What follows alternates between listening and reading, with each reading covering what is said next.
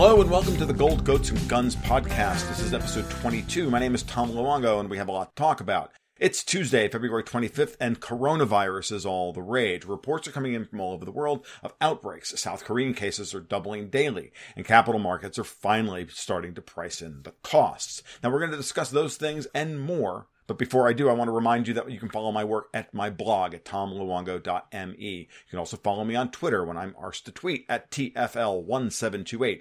Live streams, they happen on YouTube and DLive.tv every Monday night at 8 p.m. and every Friday night at 8:30 p.m. Eastern Standard Time. Warning, I'm a bad boy with a potty mouth and I am not afraid to use it. You can also support verified publishers like myself by downloading and installing the Brave browser, where you can get paid in crypto tokens called BAT, currently trading at about 29 cents, which is really cool, for voluntarily being served internet advertising as opposed to feeding the Google beast. Brave protects your online privacy while saving you time and bandwidth by blocking all those pesky data snoopers, etc., that are feeding the growing surveillance state. You can use my referral code at www.brave.com/Tom148 to support the podcast directly. And if you use Brave for more than 30 days, I'll get the referral fee. And lastly, you can support me on Patreon at patreon.com/goldgoatsandguns, where you can sign up for the private market reports published every Wednesday and Sunday, and or the Gold, Goats, and Guns monthly newsletter designed to wrap up all the geopolitical chaos, the global macroeconomics, and shifting cultural trends into a portfolio strategy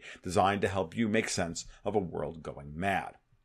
Okay, intro over, let's get down to business. The coronavirus threat is significant. From what I can tell, and it's hard because getting good data today is really, really difficult. We live in an age of lies. And that's the theme for this morning's podcast. This is the age of lies, and whether or not the age of lies is going to survive coronavirus. We can't get good data about anything. China's lying in every way about the death and infection rates. It doesn't matter what we're talking about. It doesn't matter if we're talking about cross-border dollar redemptions, or we're talking about coronavirus infections, or we're talking about the number of coffee cups that came out of a factory in Wuhan last year. No one wants to actually give you good data because everybody's fudging the numbers. And why are they fudging the numbers? They're fudging the numbers because the entire economic and political system is teetering on the edge of collapse because of having stacked lie upon lie upon lie upon lie. And in the case of China and the coronavirus, politically, they almost have to do this because they have real, honest-to-God, serious public unrest issues that they have to worry about here. I mean, China may be a command and control economy. It may be a closed society in many ways, but at the end of the day, there's still people. And the ruling party there, they only rule out of fear and the myth of policing, which is that you prosecute one person to keep 1,000 in line. Well, China's got 1.4 billion people, or whatever the number is today. The myth of policing doesn't work with populations that big, crunched into geographical areas that small. You have to have an unbelievable level of automated surveillance. You have to have an unbelievable level of control over the flow of information. And at some point, put up with that, as long as the benefits to them outweigh the costs. This is one of the arguments about, on the how we deal with things on the liberty versus tyranny scale. And, I'm a flower-throwing anarcho-libertarian, right? Maximum freedom for everybody. But at the same time, I recognize that not everybody feels that way. And that we all effectively, in many ways, including myself, go along to get along. That's the pact we make with government. We put up with their nonsense. We put up with all of their lies and the cheating and the stealing and everything else if they are able to provide us basic services that we want. And we, all right, fine, I'll just cut them a check. Because at the end of the day, you can look at it as, as this is the way you defend yourself. I pay my taxes and I defend myself from the highwayman. The highwayman just happens to be a guy who, comes dressed in a bad suit off the rack with a badge that says IRS on it. Whatever. It doesn't matter if it's a kid off the street looking for the $50 in your wallet, or it's the IRS looking for the $3,000 in your bank account. The process is exactly the same. And we put up with it ultimately. And doesn't matter what society we're talking about, China, Italy, United States, Mexico, whatever. We put up with it because at the end of the day, we make the cost-benefit analysis on this. Well, what happens when the cost-benefit analysis of government reverses? Then we get revolution. Why we see all of the lying. It doesn't matter what we're talking about. It doesn't matter if we're talking about coronavirus, or we're talking about the bond markets, or we're talking about pricing stocks, or we're talking about, GDP numbers or unemployment or this or that, any of this stuff that they lie about. And they all lie, all governments lie all the time about all of these things. And the closer we get to a complete and utter breakdown of the financial system and the political system, the more they lie and the more outrageous the lies become. At a certain level, they have to lie, and they create this age of lies. And so every time you look around, you're like, okay, can I just get some decent data here? Can you guys at least come clean so I can make some rational choices? And they refuse to do so. I find it really interesting, actually, that the first European country to deal with now coronavirus is Italy. And what's happening in Italy? Quote unquote far-right leader of Lega, Matteo Salvini, the Italian version of Donald Trump, is going to be put on trial for closing the border in Sicily in a purely political trial to try and remove him from the scene politically. What's he on trial for? For closing the borders. Who's the first country that's in Europe that's having to deal with the coronavirus? Italy. And now it's going to be the Italian government's going to be on trial here. I'm telling you, if they convict Salvini and put him in jail and a bunch of Italians die to the coronavirus, when that government fails, Salvini is going to become prime minister from jail. It's going to be funny. It's going to be hysterical. The point being is that I really feel at this point that the age of lies is reaching its point of no return with coronavirus. It speaks to a broader problem of central planning in the first place. Again, flower throwing anarcho-libertarian over here, I always see central planning as the problem. And it's not just because it's a reflexive thing. I'm not being reflexive about it. It is always the case.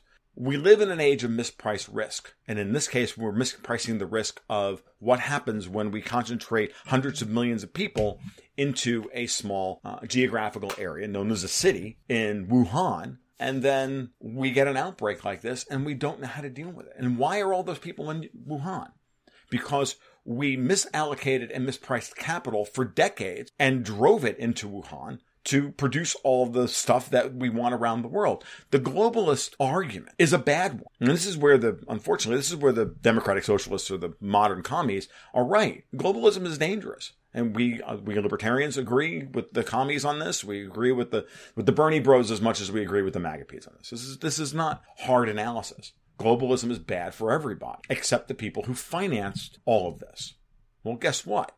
Now their investments are at serious risk if they can't get this thing under control and these factories stay closed and all the debt that's been issued and to support all this. Because remember, all of this was done with capital misallocation that forcibly mispriced risk, underpriced the cost of the loan. This is basic Austrian business cycle theory, which thieves from the structure of production. It's thieves from the future. Capital that doesn't exist brings it forcibly into the present, even though the pool of real savings, the actual capital that exists, isn't enough to support all this. But we forcibly bring it in from the future and then hope that we can pay it all off.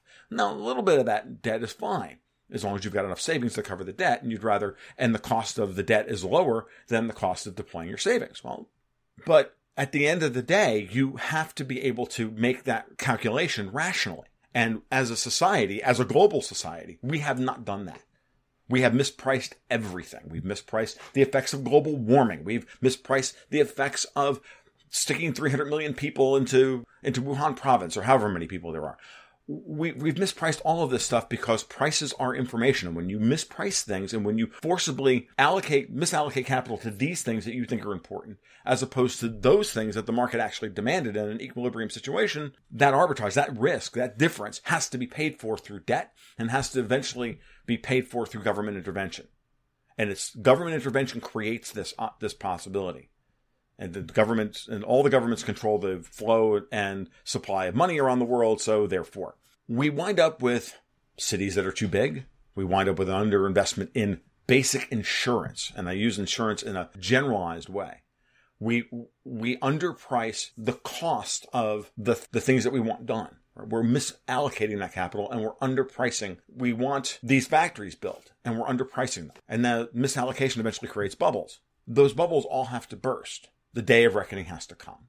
We can continue to lever it up and we continue to lie more outrageously in order to try and keep everything running. But eventually, at some point, the whole thing collapses. And so now we're looking at a situation where a novel virus shows up, regardless of whether it was a bioweapon or not. The capital misallocation is staring us in the face, and this now becomes a catalyst. The problem with most economic analysis, and this absolutely is true of modern socialists is that they think the boom is great and that we can create booms perpetually. And it doesn't matter if we're talking about the globalists or the neoliberals or the commies or whatever. All of these economic interventionists all believe in the same thing. Keynesians, Samuelsonians, it doesn't matter. All of them believe the same thing, that the boom is the great part. That's the one where we all feel good. So we feel great. Everything is, we're all making money. Everything's fat and happy. And that the bust is the disease. It's actually the opposite way around.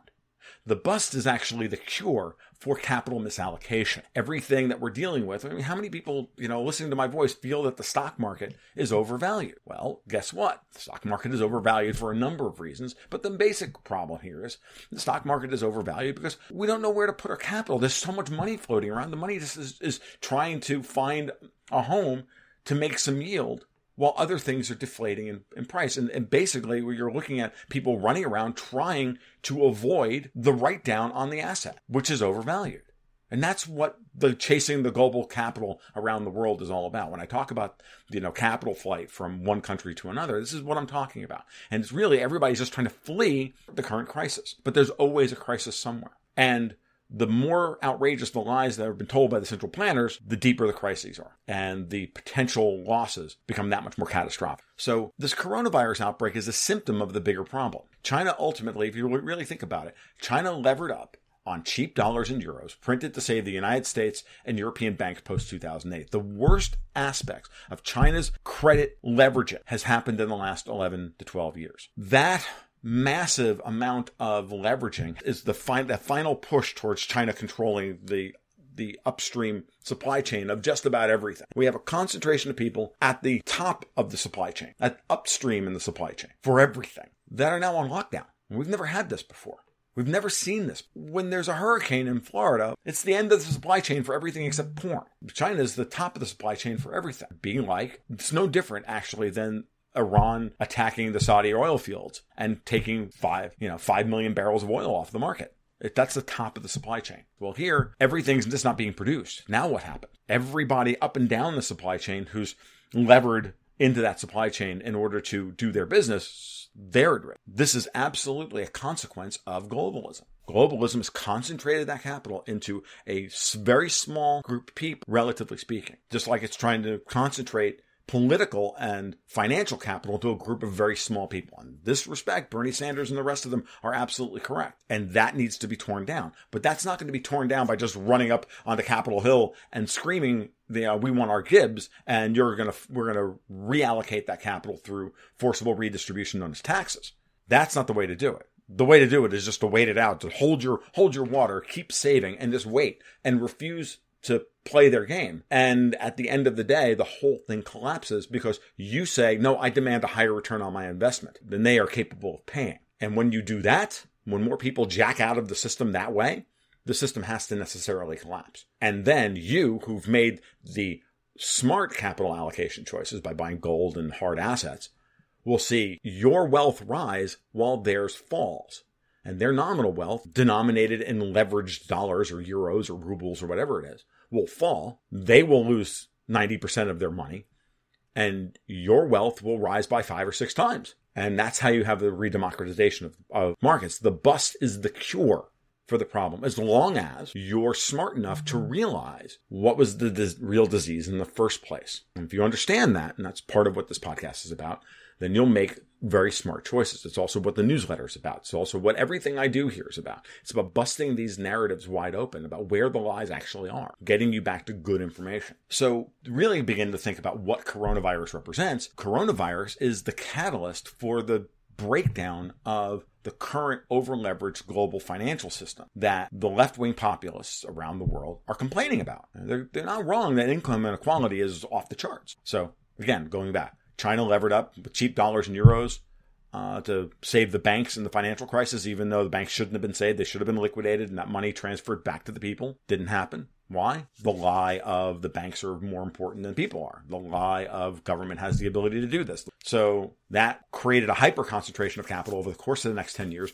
in China. And now we're downstream of all this.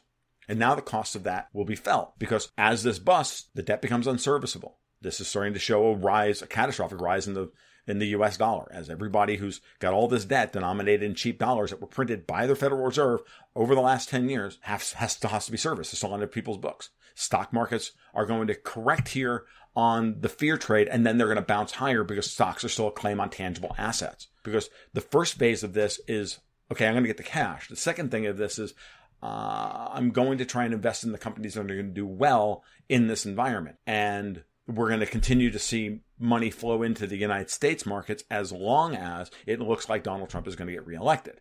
Why? Because the markets are rightfully scared of Bernie Sanders becoming president. After that, non-U.S. bonds, sovereign bonds, will get wiped out because every country that cannot contain the control of this virus will have an even stronger populist wave rise up against them. What is coronavirus politically? It's a refutation of open borders policy. Governments here are on trial, whether they realize it or not. Disaster response is one of the basic functions of government. We pay them and we put up with all of their lies and all of the nonsense because at the end of the day, we want the lights to turn on, the roads to not have potholes in them, the water to flow, the sewage to work, the borders protected, and disasters averted, or at least mitigated. It's the whole purpose of government is to coordinate capital amongst the big national community. But poor response to disasters has generational memory. How many people in Louisiana are still angry with the U.S. government with how they handled Katrina, or the people in the Tennessee Valley a few years ago from all the flooding? I'm hearing reports that insurance companies are not paying out flood and crop loss failure claims to the farmers that lost crops in last year's poor harvest that the U.S. Department of Agriculture refuses to actually acknowledge. They're lying about those numbers. They're lying about the harvest numbers left and right. Like, how many of these people are going to ever vote again for someone promising them a rose garden? And how many of them are going to remember and take deeply into their hearts Ronald Reagan's statement that the scariest words in the English language are, "Hi, I'm here from the government and I'm here to help." You got to remember that has memory. And if coronavirus breaks out and, could easily destroy the government in Italy, which is already tenuous, or Germany. So into the cauldron of angry populism because of past bad socialist decisions, central planning, we have this virus. And people are going to rightfully wonder, in response, whether or not the government can provide basic services.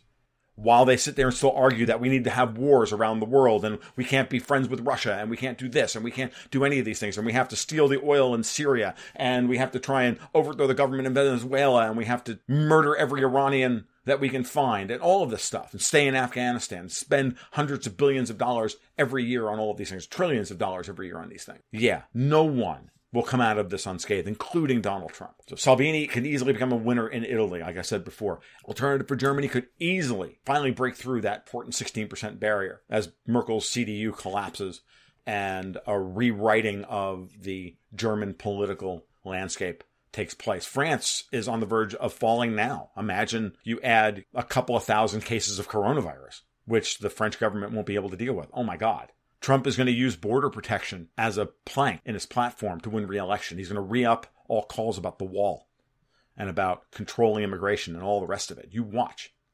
And globalist open border orthodoxy will collapse here.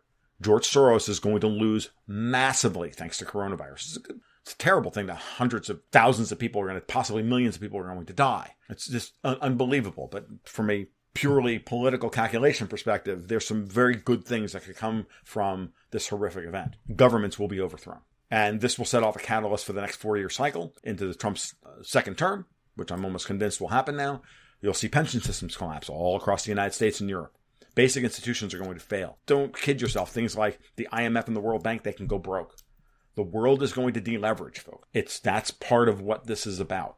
The bust has to happen because the lies will no longer be believed. At some point, lies become more and more expensive to maintain. At some point, there's just not enough money in the world to print to keep people's confidence. At some point, financial heroin becomes killer.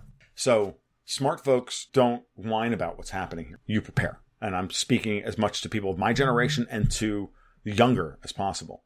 Cash, gold, cryptos, get out of debt, all of those things. Have a good job. Make yourself more valuable to your employer. Broaden your income streams. Do whatever you can because these things are important. Because these are the things that will allow you to not only survive this, but thrive. Central planning as a conceit's not going to survive. Over the course of the next 15 years, starting now, you're going to see a complete refutation of central planning. Because China and Europe are our central planning meccas. In the American liberal, bicoastal liberal elite set, the smug bicoastal liberals all think Europe is great. Europe's welfare state stuff is brilliant. Well, when it all collapses, we're all going to be looking at them like going, yeah, all right, sure. No, we don't. We're done with that stuff. Open borders, done. China, the nominally communist mecca for central planning, you're going to get crushed. This is very important. So in conclusion here, to remind you where we're going, age of lies is peaking right before our eyes. Political system is nothing but lies. Hillary Clinton's going to be running against Donald Trump in the fall, and Bernie Sanders is going to take a powder back seat. Everybody can see it now. I said it months ago. Everything else has been a lie. All these other people's candidacies been a lie. Everything about what you're being told as campaign issues are a lie. Real issues are going to be the border, protection, insurance. And on that front alone, Donald Trump destroys Clinton or Sanders or anybody else. But I'll give Bernie Sanders some credit because his phenomenon is a reaction to this unsustainable globalism. That's very clear. It's not something we ignore. And in no way am I upset about it. I don't think Bernie Sanders is the right vessel for this. I don't think he's the right response to this. But I understand where the response comes from because the response is honest. People have been screwed over. They have been thrown over by globalism. They have been sold a bad bill of goods. They don't understand what the real problem is. Remember, if you take nothing else away from this podcast, the boom is not the good times. Boom is the disease. Bust is the cure. Bust is not the problem. It's the way we get back to rationality. It's the way we get back to properly pricing the world and our own lives and our own value and our own labor. In that respect, it gives us the opportunity to allocate capital locally to build community. We have to get past the envy of the rich. The problem with the Bernie phenomenon in the United States is that it is built on unquenchable envy of the rich and the desire for revenge, because that's what envy creates. We can't go there if we're going to survive this as a community or as a country or as anything else. Now, I'm not sanguine on the future of the United States because of this, because I see a bunch of people who are inconsolably angry and just want revenge. Hey, I understand it. I was there at one point in my life. I don't believe that today. The only way we're going to get through this as a society and as people with any kind of humanity left intact is to start thinking about ways to strengthen our local communities today and stop believing that government can solve our problems for us. Because coronavirus is the first crisis in this series. It's the catalyst for the next one. There's a lot more coming. We haven't even started to see the planet really begin to cool off yet. What does that look like? Millions of people just die every year from the common flu in a colder, harsher world, which is what's coming. All right, this has been the Gold, Goats, and Guns podcast for Tuesday, February 25th, 2020. I hope you liked what you heard today. It's not happy, fun stuff, but it is your weekly dose of reality. You guys be well. You take care. We'll talk soon. Keep your stick on the ice.